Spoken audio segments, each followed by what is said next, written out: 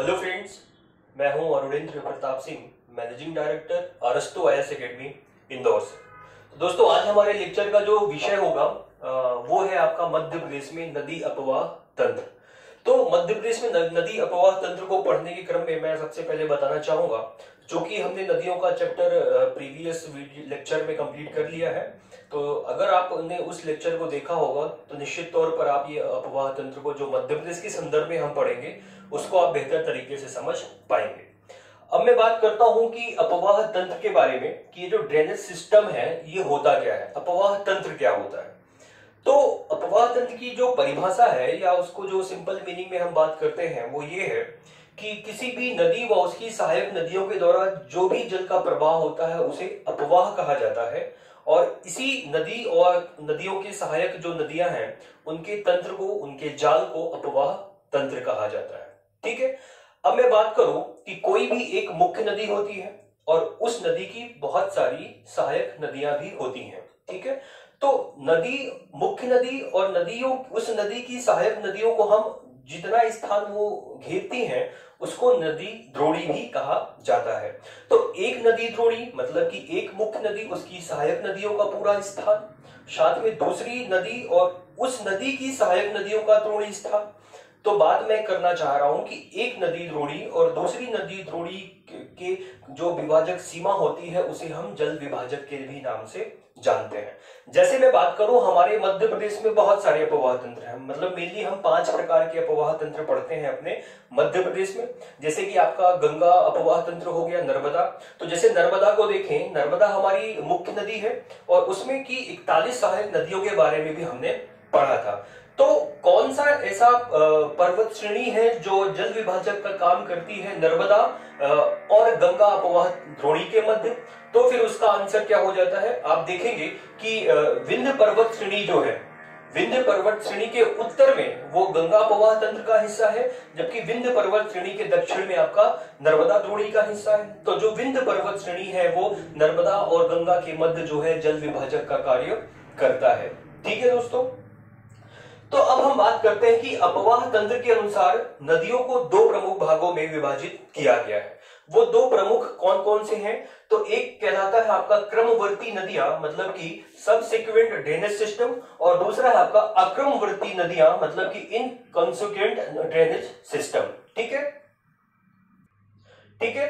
अब देखिए कि क्रमवर्ती नदियों में हम इन 4 प्रकार के अपवाह तंत्र या स्ट्रीमों के बारे में पढ़ते हैं। जैसे पहला हो गया आपका अनुवर्ती, दूसरा हो गया आपका परवर्ती, तीसरा हो गया नवानुवर्ती, चौथा हो गया आपका प्रत्यानुवर्ती।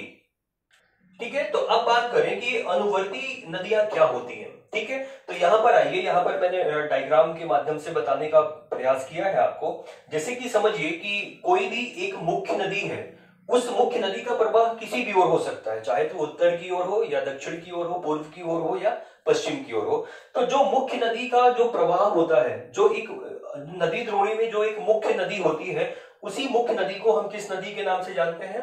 अनुवर्ती नदी के नाम से। ठीक है। तो सिंपल वे में यहाँ पे मैंने नंबर 1 अनुवर्ती को दिया है, यहाँ पर भी लिखा हुआ आपका नंबर 1, मतलब ये जो नदी है वो आपकी कैसी नदी है? वो अनुवर्ती है। ठीक है।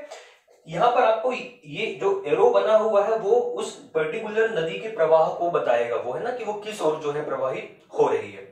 इसके बाद मैं बात करूं दूसरी आपकी परवर्ती नदी। तो परवर्ती नदियां जो ऐसी नदियां हैं जो इस मुख्य नदी से दोनों साइड से, चाहे वो राइट हो या लेफ्ट हो, दोनों ओर से मिलने वाली नदियों को हम परवर्ती नदी के नाम से जानते हैं। अब बात करते हैं हम नवानुवर्ती नदियां, मतलब रिसिक्वेंट जो ड्रेनेज है, जो स्ट्रीम है, वो किसे कहा जाता है? तो जो आपकी नवानुवर्ती नदियां हैं, देखिए यहाँ पे नंबर दिया है उनको 3 नंबर। ठीक है। तो 3 नंबर यहाँ पर इन नदियों में दिया हुआ है, ये जो रिवर है। ठीक है। तो अगर मैं बात करूं कि ये होती क्या है, तो जो भी ये परवर्ती, आपको पता है कि नंबर 2 में हमने किसके बारे में पढ़ा था? परवर्ती के बारे में पढ़ा था। तो परवर्ती नदियों में जो मुख्य नदी की प्रवाह की दिशा में जो नदियां आकर इस परवर्ती नदी में मिलती हैं, उन नदियों को हम किस नाम से जानते हैं? नवानुवर्ती। ठीक है। नवानुवर्ती या रिसिक्वेंट स्ट्रीम के नाम से।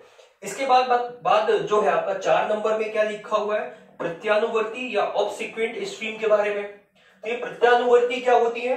कि ऐसी नदियां जो परवर्ती नदियों में तो आकर मिलती हैं, लेकिन उन नदियों का जो प्रवाह होता है वो मुख्य नदी के विपरीत दिशा में होता है। ठीक है, तो ये जो सिस्टम आपका ये जो बन गया, ये पूरा का पूरा क्या है, आपका क्रमवर्ती नदियों का एक ड्रेनेज सिस्टम है। और इन्हीं तंत्र को हम किस नाम से जानते हैं, नदी द्रोणी के नाम से। ठीक है, अब मैं बात करता हूं अक्रमवर्ती नदियों की। अक्रमवर्ती नदी मतलब इनकॉन्सिक्वेंट ड्रेनेज सिस्टम। इसके अंतर्गत हम दो नदियों के बारे में पढ़ते हैं, एक पूर्ववर्ती नदियां क्या होती हैं और दूसरा है आपका अध्यारोपित नदियों के बारे में। अब पढ़ते हैं पूर्ववर्ती के बारे में। तो पूर्ववर्ती नदियां, मैं अगर बात करूं कि पूर्ववर्ती नदियां क्या होती हैं, तो ऐसी नदियां जो अपने उद्गम के स्थान से निकलती हैं और निकलने के क्रम में चूंकि उनका एक प्रवाह जो है बन चुका होता है कि वो किस ओर या किस दिशा में कैसे बहती हैं। अब बहने के क्रम में कालांतर में जब उनके मार्ग में कोई अवरोध आ जाता है तो वो क्या करती है, उनकी जो है दिशा जो है बदल जाती है। लेकिन फिर बाद में क्या होता है कि वो जो अवरोध को काटने के उपरांत नदियां जब पुनः अपने पुराने मार्ग में बहने लगती हैं तो वो नदियां जो है तो पूर्ववर्ती नदियों का एग्जाम्पल कहलाती हैं। ठीक है, तो जैसे कि आप देखिए गंगा हो गया, सतलुज है, ब्रह्मपुत्र नदी है। ये नदियां जो है ये हिमालय, जो ग्रेट हिमालय है हमारा, उसको वो फिर काटते हुए उन्होंने अपने पुराने मार्ग में वापस वो आकर बहती हैं। इसलिए गंगा ब्रह्मपुत्र और सतलुज नदियां जो है वो पूर्ववर्ती नदियों के एग्जाम्पल हो जाते हैं। ठीक है, अब बात करते हैं अध्यारोपित नदी। अध्यारोपित क्या होता है कि जैसे मैं बात करूं, आपको पता है कि चूंकि हमारी जो भूगर्भिक संरचना है, भूगर्भिक संरचना की ऊपरी जो सतह है और जो निचली सतह है उन दोनों में अंतर मिलता है।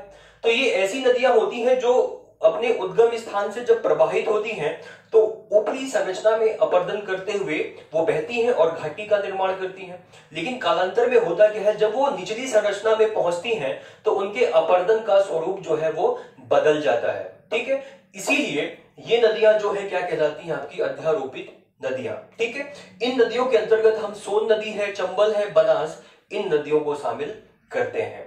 इसके बाद ये तो चूंकि अपवाह तंत्र हो गया। हालांकि ये जो है पोर्शन, अब चूंकि अपवाह तंत्र को समझने से पहले आपको ये पढ़ना थोड़ा सा जरूरी था, इसलिए मैंने इसको बताया।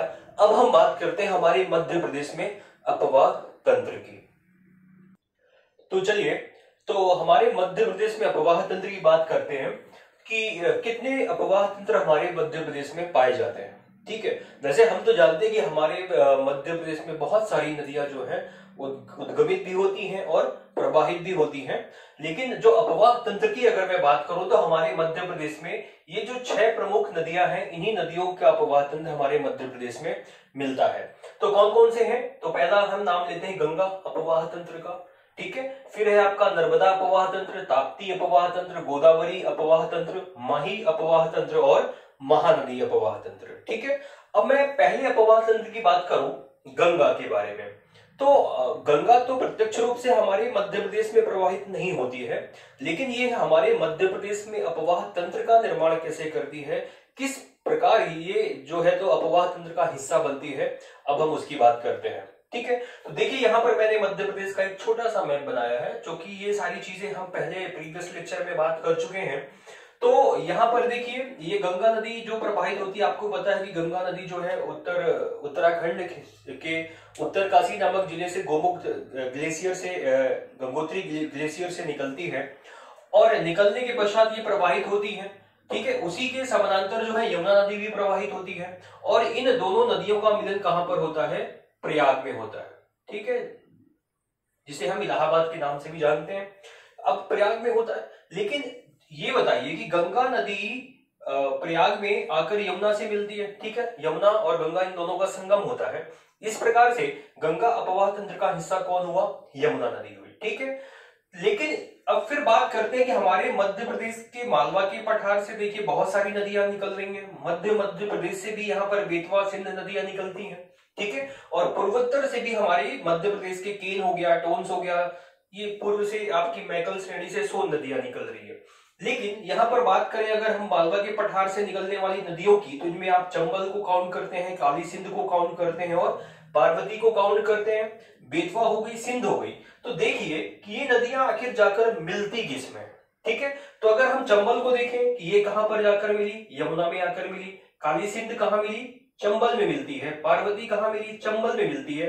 इसके बाद सिंध नदी, ये भी यमुना में मिलती है। बेतवा नदी, ये भी यमुना में मिलती है। केन नदी, ये भी यमुना में मिलती है। तो ये सब किसकी ट्रिब्यूटरी हो गई, किसकी सहायक नदियां हो गई, यमुना नदी की। ठीक है। तो अगर मैं गंगा अपवाह तंत्र की बात करूं तो गंगा अपवाह तंत्र में हमें कितने प्रकार के उप तंत्र में देखने मिलते हैं। तो एक हो गया आपका यमुना, जो कि यमुना किससे आकर मिलती है, गंगा से। ठीक है। दूसरा हो गया आपका सोन नदी। ये देखिए सोन नदी भी चूंकि किससे जाकर मिलती है, हमने पढ़ा था कि दीमापुर के निकट ये पटना बिहार में गंगा नदी से मिलती है। तो एक सोन उपतंत्र हो गया। और तीसरा हो गया आपका टोन्स। टोन्स जो कि सतना से निकलती है और अंततः वो कहां पे मिलती है, आपकी गंगा नदी में। ठीक है। तो इस गंगा अपवाह तंत्र के कितने उपतंत्र हो गए, यमुना उपतंत्र, सोन उपतंत्र और टोन्स उपतंत्र। फिर बात करते हैं कि यमुना नदी की कौन कौन सी सहायक नदियां हैं। ठीक है। तो हमने देखा यमुना नदी में आपकी चंबल है, केन नदी हो गई, सिंध नदी है और बेतवा नदी। तो चंबल, केन, सिंध और बेतवा ये किसकी सहायक नदियां हैं, यमुना की। ठीक है। इसके बाद बात करें, और मैंने यहां पे देखिए बनाया हुआ कि चंबल नदियों की सहायक नदी कौन सी है, चंबल नदी की। तो हमने पढ़ा था कि चंबल नदी में आपने देखिए कि काली सिंध नदी चंबल में आकर मिलती है। पार्वती नदी ये भी चंबल में आकर मिलती है। क्षिप्रा नदी जो मंदसौर में, ये भी किससे आकर मिलती है, चंबल से। तो ये सारी नदियां किसकी सहायक नदियां हो गई, चंबल की। और चंबल किसमें मिलती है, यमुना नदी में। और यमुना किसमें मिलती है, गंगा नदी में। तो इस प्रकार से चंबल की जितनी भी सहायक नदियां हैं वो किसका हिस्सा बन गई, गंगा अपवाह तंत्र की। ठीक है। इसके बाद मैं बात करूं केन की मैंने बात की। तो केन भी आकर आपकी कहां से मिलती है, यमुना नदी से। सिंध हो गई, बेतवा हो गई। बेतवा की भी बहुत सहायक नदियां, जैसे कि हमने बीना घसान के बारे में हम पढ़ चुके हैं प्रीवियस लेक्चर में। तो ये भी अंततः किसकी सहायक नदियां हैं, बेतवा की। और बेतवा सहायक नदी है यमुना की, और यमुना सहायक नदी है गंगा की। इस प्रकार से ये सारी नदियां जो है गंगा अपवाह तंत्र का हिस्सा बन जाती हैं। ठीक है। अब मैं बात करता हूं सोन उपतंत्र की। अब आपको पता है कि सोन नदी जो है हमारे मध्य प्रदेश के मैकल श्रेणी से निकलती हुई और शहडोल, उमरिया और सीधी जिले से प्रवाहित होते हुए और फिर अंततः वो मिलती है गंगा नदी से। ठीक है। तो कहीं ना कहीं सोन नदी की जो सहायक नदियां हैं, जैसे मैं बात करूं रिहंद हो गई, जोहिला हो गई, गोपद हो गए, कुन्नड़ हो गए, ये सारी सहायक नदियां सोन उपतंत्र का या सोन बेसिन का निर्माण करती हैं। और यही सोन बेसिन फिर अंततः किसका हिस्सा बनती है, आपकी गंगा अपवाह तंत्र का, गंगा ड्रेनेज सिस्टम का। ठीक है। और फिर लास्ट में है आपका टोन्स। टोन्स को हमने नाम दिया टोन्स उपतंत्र, क्योंकि टोन्स नदी किसकी सहायक नदी है, गंगा की। तो टोन्स की जो सहायक नदियां जैसे महान हो गई, बीहर नदी, ये सहायक नदियां हैं टोन्स की। और टोन्स जो है अंततः कहां प्रवाहित होती है, गंगा में। कहने का मतलब ये है कि ये सारी नदियां जो जल लेकर के पहुंचती हैं, चाहे मैं बात करूं गंगा की, चंबल की सहायक नदियों में क्षिप्रा में जितना जल है, पार्वती नदी में जितना जल प्रवाहित होता है, काली सिंध में वो अपना जल किस में डालती हैं, चंबल नदी में। फिर चंबल नदी अंततः किस नदी में जाकर अपना जल प्रवाहित करती है, यमुना नदी में। और यमुना अपना जल किस पर डालती है, गंगा नदी में। ठीक है। इस प्रकार से ये सारी नदियां जो हैं वो किसका निर्माण करती हैं, आपके गंगा अपवाह तंत्र की। और गंगा की अगर मैं बात करूं तो गंगा नदी का जो लगभग वो 2525 किलोमीटर प्रवाहित होती है अपने उद्गम स्थान से लेकर के अपने अवसान स्थान तक। मतलब कि उत्तराखंड से लेकर और जहां वो आपके बांग्लादेश में वो जब बे ऑफ बंगाल में मिलती है, तो वो लगभग 2525 किलोमीटर प्रवाहित होती है। इसमें से लगभग 2071 किलोमीटर वह भारत में बहती है। ठीक है। बाकी शेष आपकी वो बांग्लादेश में प्रवाहित होती है। और जो गंगा अपवाह तंत्र के अंतर्गत लगभग 8.6 लाख वर्ग किलोमीटर का क्षेत्र जो है शामिल किया जाता है, यह हमारे भारत का सबसे बड़ा अपवाह तंत्र है। ठीक है। तो भारत का सबसे बड़ा अपवाह तंत्र है गंगा अपवाह तंत्र। और गंगा अपवाह तंत्र में सबसे बड़ा जो योगदान है, जो सबसे बड़ी इसकी ट्रिब्यूटरी है, सहायक नदी है, वो है आपकी यमुना उपतंत्र।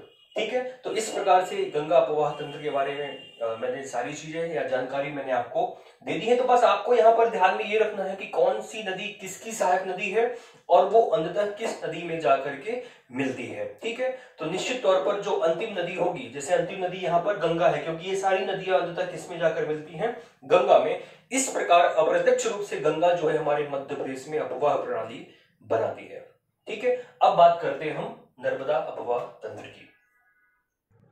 तो देखिए यहां पर मैंने फिर से पुनः मध्य प्रदेश का मैप बनाया है।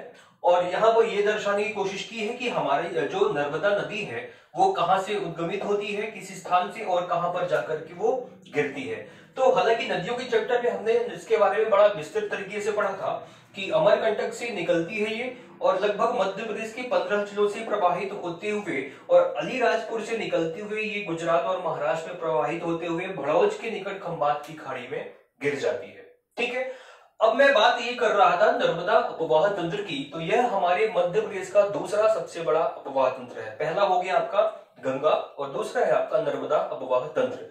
तो देखिए कि ये है आपकी अमरकंटक से निकलती है और यह इस नदी का जो प्रवाह है वो किस दिशा की ओर होता है, पूर्व से पश्चिम की ओर। ठीक है, तो अब जब ये नदी यहां से ऐसे बह रही तो हमारे मध्य प्रदेश में हम देखेंगे, हमने ये जाना था कि हमारे जो नर्मदा नदी में कुल जो सहायक नदियां हैं वो कितनी हैं, 41 है। ठीक है, तो बाईं ओर से मिलने वाली कुल कितनी नदियां हैं, लगभग 22 नदियां हैं, और नर्मदा में के दाहिनी ओर से मिलने वाली कुल नदियों की संख्या आपकी 19 मिलती है। ठीक है, तो अब आपको समझना ये है कि जो नर्मदा नदी है, आपको पता है हमने अभी अपने इसी लेक्चर में जल विभाजन की बात करी थी कि यहाँ पर जो पता है आपको कि मध्य प्रदेश के मध्य में यहाँ पर पूरा आपका क्या विस्तारित है, विंध्याचल पर्वतमाला, और नर्मदा नदी के दक्षिण में है आपका पूरा का पूरा सतपुड़ा। ठीक है, तो सतपुड़ा और विंध्याचल पर्वतमाला के मध्य में एक भ्रंश घाटी में बहती है आपकी नर्मदा नदी। तो जितनी भी नदियां सतपुड़ा पर्वत श्रेणी के उत्तरी ढाल से निकलती हैं वो अंततः कहाँ मिलती हैं, नर्मदा में, और जितनी नदियां विंध्य पर्वतमाला के दक्षिणी छोर से निकलती हैं वो कहाँ आकर मिलती हैं, यमुना में, सॉरी नर्मदा में। ठीक है, और इसी विंध्य पर्वतमाला के उत्तर से निकलने वाली नदियां कहाँ मिलती हैं जाके, वो जाके चंबल में मिलती हैं, या तो मिलती हैं आपकी यमुना नदी में। तो वो तो हम पढ़ चुके हैं, लेकिन आपको समझना है अभी ये नर्मदा अपवाह तंत्र के बारे में। तो यहाँ पर हम देखें कि बाईं ओर से मिलने वाली कुल जो सतपुड़ा से निकलती है और नर्मदा में मिलती है उनकी कुल संख्या कितनी है, 22। कौन कौन सी नदियां शामिल करते हैं, जैसे कि मैं नाम लूं कि बरनार नदी है, बंजर है, तवा है, कुंडी है, सेर और बाग, ये कुल कुछ प्रमुख नदियां हैं जो कि नर्मदा में जाकर के मिलती हैं बाईं ओर से। ठीक है, और इनमें सबसे बड़ी जो सहायक नदी है नर्मदा की वो है आपकी तवा नदी। ठीक है, इसको ध्यान में रखना है आपको। इसके बाद मैं बात करूं कि विंध्य पर्वतमाला के दक्षिणी ओर से जो मिलती है नदियां, जिसको हम नाम से जानते हैं कि दाईं ओर से नर्मदा में मिलने वाली नदियां, उनकी संख्या है कुल 19। कौन कौन सी है, तो हिरन है, बारना है, कोलार है, मान नदी है, हथनी नदी है, ऊटी नदी है और तिंदोनी। तो इन नदियों को हम मुख्य रूप से सम्मिलित करते हैं। इसके बाद मैं बात करूं अपवाह क्षेत्र की, नर्मदा की, तो आपको पता है कि नर्मदा का जो कुल लंबाई है वो 1312 किलोमीटर है, मतलब कि 13-12 किलोमीटर। और हमारे मध्य प्रदेश में नर्मदा कितने किलोमीटर बहती है, तो 1077 मतलब कि 1077 किलोमीटर प्रवाहित होती है। इस नर्मदा का जो कुल अपवाह क्षेत्र है, मतलब कि यह हम 3 प्रदेशों में बहती है, मध्य प्रदेश, गुजरात और महाराष्ट्र में, इसका जो कुल अपवाह क्षेत्र है वो कितना है, 93,180 वर्ग किलोमीटर। ठीक है, और इस अपवाह क्षेत्र का लगभग 89.9% वो हमारे मध्य प्रदेश में बहती है। ठीक है, ये आपको ध्यान में रखना है कि कितना प्रतिशत, लगभग 90% अपवाह क्षेत्र का, नर्मदा के कुल अपवाह क्षेत्र का लगभग 90% हमारे मध्य प्रदेश में प्रवाहित होती है। ठीक है, इसके बाद वो फिर जाकर वो महाराष्ट्र में और गुजरात में बहती है। तो ये था आपका नर्मदा अपवाह तंत्र। चलिए अब बात करते हैं हम ताप्ती अपवाह तंत्र की। तो अब आपको पता है कि ताप्ती नदी का उद्गम कहां से होता है और वह अंततः कहां पर जाकर मिलती है, कहां पर गिरती है। तो मैं बताऊं, ताप्ती नदी का जो उद्गम होता है वो मध्य प्रदेश के बैतूल जिले के मुल्ताई नामक स्थान से होता है। अब इसके बाद ये मध्य प्रदेश में बैतूल, खंडवा और फिर बुरहानपुर से जो है, बुरहानपुर दर्रा जो है उससे प्रवेश होकर ये महाराष्ट्र में पहुंचती है, और इसके बाद वो महाराष्ट्र और गुजरात में प्रवाहित होते हुए सूरत के निकट वो जाकर खंबात की खाड़ी में विसर्जित हो जाती है, मतलब कि खंबात की खाड़ी में अरब सागर में जाकर मिल जाती है। अब ये जो है आपकी ताप्ती नदी, वो ताप्ती नदी की जो कुल लंबाई पढ़ते हैं हम, वो 724 किलोमीटर है। ठीक है, जहां से निकलती है और जहां पर ये समाप्त होती है, कुल लंबाई उसकी है 724 किलोमीटर। लेकिन मध्य प्रदेश में ताप्ती नदी का प्रवाह कितना होता है, 332 किलोमीटर। 332 किलोमीटर ये हमारे मध्य प्रदेश में बहती है। अगर अपवाह तंत्र की बात करूं, अब चूंकि आपको पता है ताप्ती नदी का में जो जो इसकी सहायक नदियां हैं उसमें हम शिवा, पूर्णा, बोरी आदि नदियों के बारे में पढ़ते हैं, क्योंकि ये जो सहायक नदियां हैं ये अपना जल कहाँ पर ले जाती हैं, ताप्ती नदी में, इसलिए ये हिस्सा बन जाती है यहाँ पे किसका, ताप्ती अपवाह तंत्र का। ठीक है, ताप्ती का जो अपवाह क्षेत्र है कुल वो है आपका 65,145 वर्ग किलोमीटर का।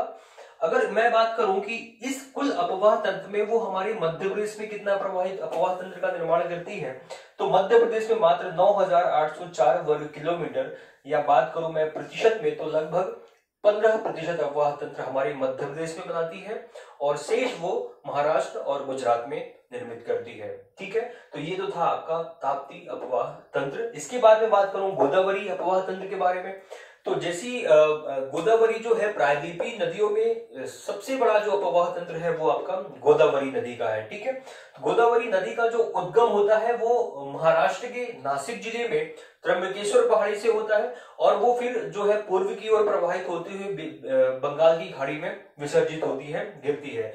लेकिन उससे पहले अगर मैं बात करूं तो चूंकि ये जो वेनगंगा नदी है, वर्धा नदी है, मतलब हमारे मध्य प्रदेश की बहुत सारी ऐसी नदियां हैं जो किस पर जाकर मिलती हैं, आपकी गोदावरी नदी में, और फिर गोदावरी अपना जल इन सब नदियों का जल लेते हुए वो बंगाल की खाड़ी में गिर जाती है। तो वर्धा नदी है, वेनगंगा नदी है, पेंच नदी है, कान्हन नदी है और बावनथड़ी नदी है। तो इन सारी नदियों में जैसे मैं बात करूं कि वेनगंगा नदी आपको पता है कि सिवनी के पारसवाड़ा पठार से निकलती है। ठीक है, और वेनगंगा अंततः कहां जाकर मिलती है, ये गोदावरी नदी में मिलती है। यहां से बैतूल से निकलती है आपकी वर्धा नदी। ठीक है, वर्धा नदी और वेनगंगा नदियों का संगम जो है महाराष्ट्र के भंडारा जिले में होता है, प्राणहिता कहलाता है मिलन स्थल। उसके बाद ये दोनों नदियां एक धारा बनकर प्रवाहित होती हैं और अंततः कहां मिलती हैं, गोदावरी में। अब चूंकि ये जितनी नदियां हैं आपकी पेंच है, कानन है, बावनथड़ी, ये किसकी सहायक नदियां हैं, ये वेनगंगा की सहायक नदियां, ये वेनगंगा में मिलती हैं। ठीक है, तो ये जितनी तीनों नदियां हैं आपकी ये कहां पर मिली, वेनगंगा में, और वेनगंगा फिर जाकर कहां मिलती है, गोदावरी में। इसलिए हम मध्य प्रदेश में गोदावरी अपवाह तंत्र के बारे में भी पढ़ते हैं। ठीक है, तो इसकी अगर मैं बात करूं कि गोदावरी की जो कुल लंबाई है वो 1665 किलोमीटर है। हमारे मध्य प्रदेश में प्रवाहित नहीं होती है गोदावरी नदी, लेकिन चूंकि ये नदियां अंततः मिलती हैं गोदावरी में, ठीक है, इसलिए हम इसको पढ़ते हैं। और अपवाह तंत्र कितना बनता है, तो लगभग 3.13 लाख वर्ग किलोमीटर का अपवाह तंत्र निर्मित करती है प्रायद्वीपीय भारत में। इसलिए प्रायद्वीपीय भारत की यह सबसे बड़ी नदी है, या इस नदी का सबसे बड़ा अपवाह तंत्र है। ठीक है, अब हम बात करते हैं आपकी माही अपवाह तंत्र और महानदी के बारे में। चलिए अब बात करते हैं हम ताप्ती अपवाह तंत्र की और साथ ही साथ महानदी अपवाह तंत्र की भी। तो माही नदी और महानदी अपवाह तंत्र के बारे में। तो सबसे पहले माही अपवाह तंत्र के बारे में बात करते हैं। आपको पता है कि माही नदी जो है वो मध्य प्रदेश के धार जिले से निकलती है। ठीक है, और धार जिले में सरदारपुर के पास से, और ये जो है तो धार हो गया आपका, मंदसौर हो गया, इन जिलों में प्रवाहित होते हुए ये वो राजस्थान में प्रवेश करती है और यही बंगाल की खंबात की खाड़ी में गिरती है। माही नदी ही वह नदी है जो कर्क रेखा को 2 बार काटती है, एक बार ऊपर जाने के क्रम में और दूसरी बार वापस आने के क्रम में, ये 2 बार काटती है। ठीक है, अब बात करें कि माही की जो प्रमुख सहायक नदियां हैं वो कून नदी है, गोमा है, अनस आदि नदियों को शामिल किया जाता है। इस नदी की जो कुल लंबाई है वो 533 किलोमीटर, और इस नदी का जो अपवाह तंत्र है वो 38,699 वर्ग किलोमीटर का है। ठीक है, और इस अपवाह तंत्र में से वो हमारे मध्य प्रदेश में कितना बहती है, तो 7,188 वर्ग किलोमीटर अपवाह तंत्र का निर्माण करती है हमारे मध्य प्रदेश में। अब मैं बात करता हूं महानदी अपवाह तंत्र के बारे में। जो कि महानदी का जो उद्गम है वो होता तो मैकल श्रेणी से है, लेकिन वो मैकल श्रेणी के पूर्वी भाग से होता है जो कि छत्तीसगढ़ राज्य में है। ठीक है, तो लगभग जब ये छत्तीसगढ़ हमारे मध्य प्रदेश में जुड़ा हुआ था तब हम इस महानदी तंत्र को पढ़ते थे, क्योंकि ये एक बड़ा अपवाह तंत्र का निर्माण करती थी। लेकिन कालांतर में जब छत्तीसगढ़ विभाजित हुआ हमारे मध्य प्रदेश से, तो इस महानदी का जो अपवाह क्षेत्र है उसका बहुत छोटा हिस्सा ही हमारे मध्य प्रदेश में बसता है। ठीक है, तो अगर मैं बात करूं महानदी के बारे में, तो इस महानदी की जो कुल लंबाई मिलती है वो 851 किलोमीटर मिलती है। इसकी प्रमुख सहायक नदियों में हसदो, मांड व तेल नदियां को शामिल करते हैं। ये सभी नदियां छत्तीसगढ़ में प्रवाहित होती हैं। ये महानदी जो कि छत्तीसगढ़ और उड़ीसा में बहते हुए ये भी अंततः कहाँ मिलती है, बंगाल की खाड़ी में। इस नदी के द्वारा जो कुल अपवाह तंत्र है, जो अपवाह क्षेत्रफल है उसका, वो है आपका 75,858 वर्ग किलोमीटर का। और इस कुल अपवाह तंत्र में से मात्र हमारे मध्य प्रदेश में 154 वर्ग किलोमीटर के अपवाह क्षेत्र का निर्माण करती है। जो कि छोटी छोटी नदियां हैं जो कि अंततः कहाँ मिलती है, वो महानदी में, और मध्य प्रदेश में लगभग मात्र 154 वर्ग किलोमीटर ही क्षेत्र अपवाह तंत्र का निर्माण करती है। तो इस प्रकार से आपके मध्य प्रदेश में मेनली हम ये 6 प्रकार के अपवाह तंत्रों को पढ़ते हैं, उसमें से बहुत छोटा सा हिस्सा है आपके महानदी अपवाह तंत्र का। तो ये बहुत इंपॉर्टेंट बन जाता है आपके मेंस एग्जामिनेशन के लिए। प्रीलिम्स में पूछ सकता है कि मध्य प्रदेश में कितने अपवाह तंत्र पाए जाते हैं, या जो ये आपके मेंस का ये क्वेश्चन पूरा बनता है। एक बार ये क्वेश्चन मेंस के एग्जामिनेशन में 2017 में पूछा भी जा चुका है। ठीक है, कि मध्य प्रदेश के अपवाह तंत्र के बारे में बताइए या चर्चा करिए। तो आपको इन अपवाह तंत्रों के बारे में, जो कि एक बस मैप बनाना है आपको, और उसी मैप में सारे अपवाह तंत्रों को ड्रॉ कर देना है। ठीक है, और बता देना है कौन सा ये अपवाह तंत्र, जैसे महानदी है, ये आपका माही है, इधर ताप्ती होगा, इधर गोदावरी है, मध्य में आपका नर्मदा है, और उत्तर में आपका गंगा अपवाह तंत्र है। तो इनके बारे में आपको बता देना है। तो ठीक है दोस्तों, इस प्रकार से ये जो चैप्टर है आपका मध्य प्रदेश में अपवाह तंत्र वो पूरा होता है। और अगर थोड़ा सा, जैसे कि अगर कभी डाउट पड़े आपको कि ये महानदी तो निकलती मैकल श्रेणी के छत्तीसगढ़ वाले पार्ट से है, तो फिर 154 वर्ग किलोमीटर का अपवाह तंत्र कैसे हमारे मध्य प्रदेश में आया? तो चूंकि पता है आपको कि यहीं से काफी सारी नदियां प्रवाहित होती हैं, है ना। अगर इसी मैकल श्रेणी से हमने नर्मदा के उद्गम के बारे में पढ़ा था, सोन है, जोहिला है, तो कुछ ऐसी नदियां हैं छोटी, बहुत छोटी, जो अनूपपुर जिले के इसी मैकल श्रेणी से निकलती हैं, और निश्चित तौर पर वो इधर ना प्रवाहित होकर वो कहाँ प्रवाहित हो जाती हैं, महानदी में। इसलिए उनका सब कुछ छोटा सा जो क्षेत्रफल है वो हमारे मध्य प्रदेश में भी प्राप्त होता है, जो लगभग 154 वर्ग किलोमीटर काउंट किया जाता है। ठीक है दोस्तों, घर पर रहें, सुरक्षित रहें। जय हिंद, जय भारत, धन्यवाद।